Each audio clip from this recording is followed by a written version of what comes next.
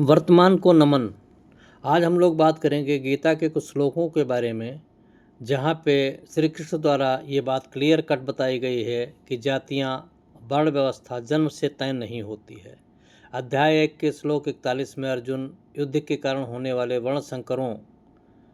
वर्णों का मिश्रण की चिंता करते हैं, लेकिन ये बात अर्जुन द्वारा कही गई है, ना कि श्री कृष्ण द्वारा। गीता में वर्ण व्यवस्था को जन्म से तय नहीं माना गया है।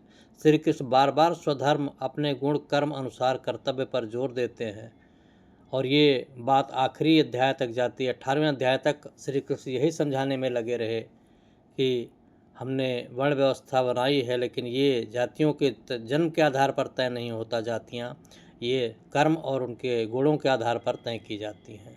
लेकिन हमारे देश के कुछ जाहिल लोग हैं जिनको आज तक ये बात समझ में नहीं आई।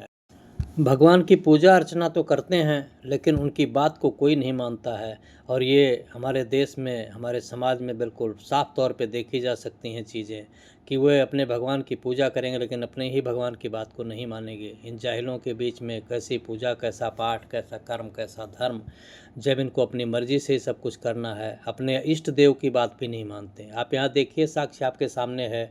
अध्याय 1 के श्लोक नंबर 41 में अर्जुन ने क्या कहा और उसका उत्तर श्री कृष्ण ने दिया है कि वर्ण संकर की चिंता करने की आपको ज़रूरत नहीं है।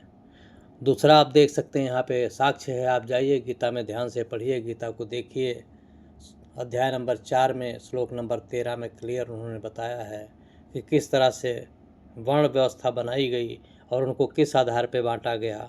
वर्ण व्यवस्था को कभी भी जन्म से नहीं जोड़ा गया है। श्री कृष्ण बार बार पूरी उस गीता में बात समझाते रहे कि जिससे कि उनको मालूम था कि हमारे देश के जाहिल लोग इसको समझने के लिए इतना आसानी से तैयार नहीं होंगे और इसी वजह से उन्होंने इस बात को बार बार हर अध्याय में कहीं ना कहीं कही।